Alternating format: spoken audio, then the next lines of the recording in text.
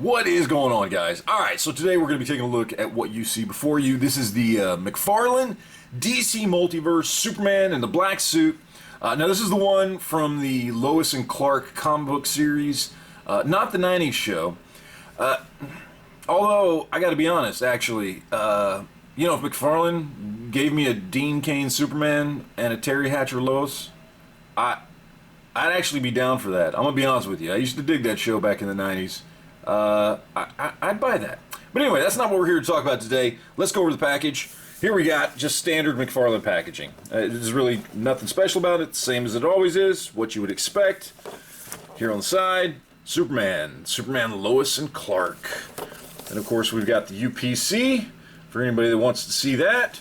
Then of course, around on the back, we've got a picture of the figure. It's nice, it's stylized, you know, you got the Daily Planet in the background and everything, but again, much rather would see comic book art. And I'll also say that there is, I can't tell if there's a wash on like the boots on this one, but it almost looks like the silver boots on the picture have a wash, and that's certainly not on the figure. And then of course we've got the other figures in the wave. We got Batgirl, Flash, Red Hood, animated black suit Superman, and Joker. And I do like the looks of the Red Hood. Flash is always cool. Other than that, not really, don't really care about this wave. But let's go ahead, crack this guy open, and see what he looks like. Alright, so here we have him out of the package, ready to go. And before we get too far into it, I just got to say, I like the look of this guy. I've always been a fan of the black suit Superman from the 90s, from the Return of Superman storyline, you know, following the death of Superman. And this suit obviously is directly inspired by that. This is obviously from a much newer storyline, but you know, the inspiration is there. I know there's some subtle differences. He doesn't have the silver, you know, wrist gauntlets. He you know, has a beard, doesn't have a mullet, things like that. Hopefully someday, maybe, even with just a simple head swap, Mcfarlane will give us that good beardless, mulleted look from the 90s, and we'll get that figure. But for now, this is what we have, and I'm fine with it. It's a good-looking figure. First up, let's look at accessories here. First off, this non-accessory, which is just the card with the bio on the back. I'm going to throw this away. I don't keep this. Some of you guys do. It's fine. It's there. You get a nice bio there. The basics from the newer storyline with the Lois and Clark storyline, but not really an accessory. Now this, I know I say stands aren't accessory, but a flight stand like this, I feel like is an accessory. This is a little above and beyond. Now you do expect it with a Superman figure, but there are a lot of flying characters out there that Mcfarlane has put out. Martian Manhunter, Parallax, Green Lantern, Wonder Woman. I mean, Wonder Woman flies that don't get flight stands. And in fact, a lot of other lines that have flying characters don't get flight stands. So I think a flight stand is a nice accessory, and it's a nice thing to get in the package. And then of course we got a couple extra hands here, and these are just like, I don't know, relaxed hands. There's not really flying hands, and they're not gripping hands, but anyway, we get a couple of hands there. I'm gonna probably put those in my spare parts bin. I'm gonna leave the fist that he's got on there because I like that look better. So now let's take a look at the figure itself up close. First off, let's just talk about the head sculpt. This is a great head sculpt. Not just for the Lois and Clark bearded Superman, but if you took this same head sculpt and just, if they, you know, Mcfarlane did away with the beard but kept the hair, kept the eyes, the eyebrows, the nose, everything, I think this could be like the best Superman head sculpt that Mcfarlane has made. It's done really, really well. I think they did an amazing job on this. I think it's a great head sculpt. Now, the body itself, I think, is pretty much just reused. This is from another Superman figure, or probably a few other Superman figures they've had. So there's just reuse there in just different colors. I do believe the diaper is different. I don't think we've had one that had that specific S symbol with the two pegs or whatever right there.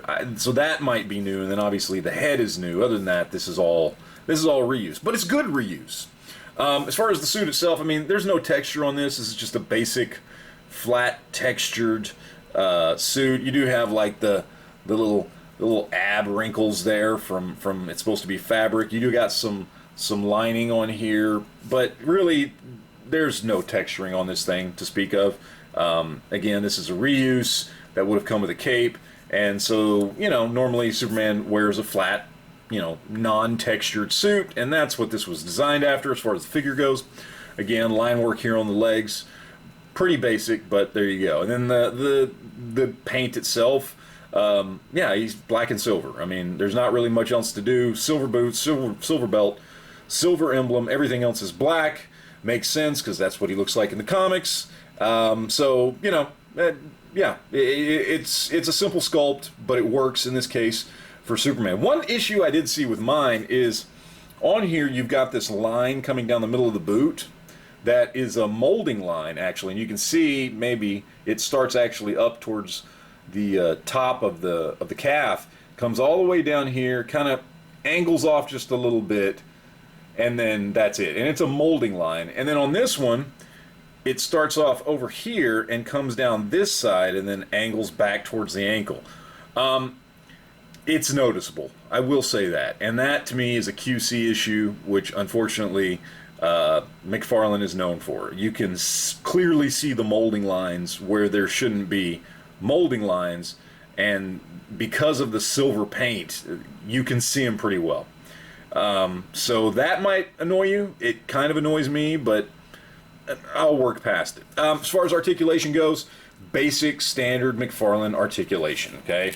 You know, he can do the splits a little bit, that much. We've got double-jointed knees, we got double-jointed elbows, we got the basic, you know, ball socket shoulders there, biceps swivel. You know, we've got the 2 dumbbell joints here in the torso and in the waist. Okay, you got that. You got the diaper around the crotchal area. And then on the feet, thank you, Mcfarlane, we got the newer style ball joint ankles. That not only do they look way better and don't pop out and just look like, I don't know, he wrapped an orange around his ankle, but they actually let the figure stand up, which is just so nice. Like, this figure doesn't need a stand. I mean, I'm gonna put him in a stand because it's Superman and it's got a flight stand, but it doesn't need to, and that's great. And then again with the wrists, we've got the ball joint wrists, which are a little noticeable. Unlike the ankles, look a little goofy, but at least we got this little bit of a cuff here that kind of half covers the ball joint, so it doesn't look too bad, I guess. One thing I will say about this is, and I don't know if it's just me, but his fists look huge for his arms. I don't know, is it just me? They look very large. I mean, it's fine, whatever. He's Superman, it's comic book, whatever. I'm not going to complain too much about it. But yeah, really, really big fists for the size of his forearms there and his wrists. They look a little excessive. That's all I'll say. But other than that, articulation is great, exactly what you would expect from a McFarlane figure. It's good to go there. All right, so now let's throw this guy up against some other figures and see how he compares. Alright, so first up we're going to compare him to a couple of other DC Multiverse from McFarlane. And first up we've got my head swapped. I was going to call it custom, but not really. My head swapped Wonder Woman. And we've got what I think is one of the more underrated Batman figures out there, and that's the hazmat suit Batman. It does have its issues, and maybe I'll do another video on that, but the sculpt on that thing is amazing, honestly. If you get a chance to pick one up and really check out the sculpt on his armor and everything, really well done. But I think Superman looks great between these two. Wonder Woman is a little taller than him. Yeah, I mean, Wonder Woman is supposed to essentially be an Amazonian, so I get if she's going to be a little taller. She's usually not in the comics depicted as being taller than Superman, but I mean, I think it's okay. I think it works. It's fine, and he certainly works next to Batman there, who's in a little bit of armor, so he's about the same size as Superman, so it makes sense if he took the armor off and the boots and everything, he wouldn't be as tall as Superman is. I think this works. Alright, so now we're going to throw him up against a couple of other Superman. On the right, we've got Jonathan Kent, Superboy, or Superman, who is, in the comics, he's this version of Superman's son. And on the left, we've got what has become my new favorite Superman. That's the new DC Direct for McFarlane Superman. I forget the artist's name that he based this design on. But I love this Superman. I think it's a great stylized version of Superman. And also I noticed They have the exact same fists. Huge, huge fists that look a little goofy on both of them. So yeah, there's that. But all in all, I think he works perfectly with these two. Alright, so we're throwing him up against a couple of Hasbro Marvel Legends that are in the 6-inch-ish scale. I mean, both these figures are bigger than 6-inch.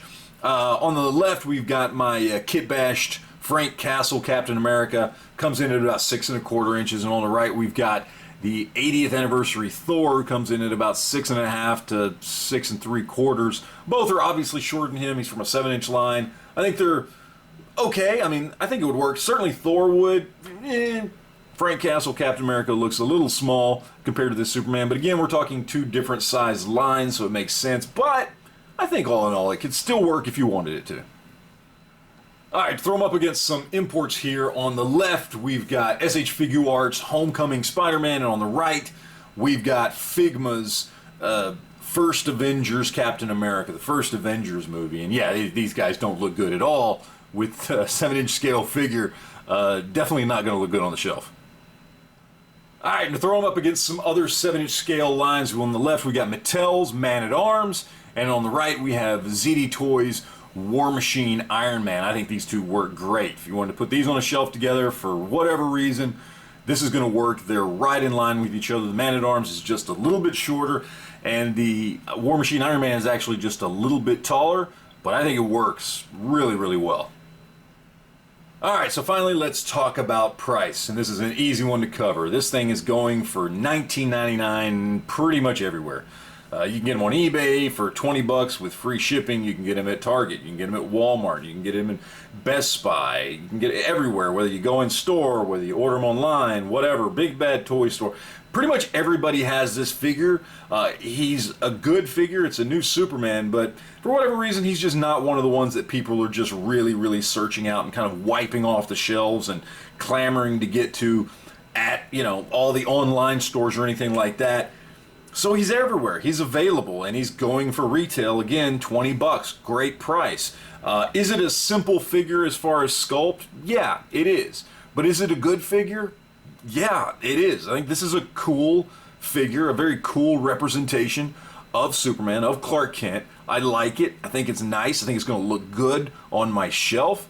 And, you know, all in all, I really, outside of the molding issue on the lower legs, I have nothing bad to say about this. Yeah, it's a simple figure, but it's got great articulation. It looks good. It's got an amazing head sculpt, and it's got me with all the feels and the nostalgia because it's definitely a throwback to the 90s black suited Superman, and I dig it 100%. So this one definitely gets 2 thumbs up. I like it. I recommend it, especially for the price, since you aren't going to have to really hunt it down. It's going to be available just about everywhere you look right now, and it's going to be available for retail. Why not? You're not going to have to pay ridiculous aftermarket prices for this one like the new Nightfall Batman Azrael. You know, it's just not one of those figures, but it's still a really good figure that I think you're going to love.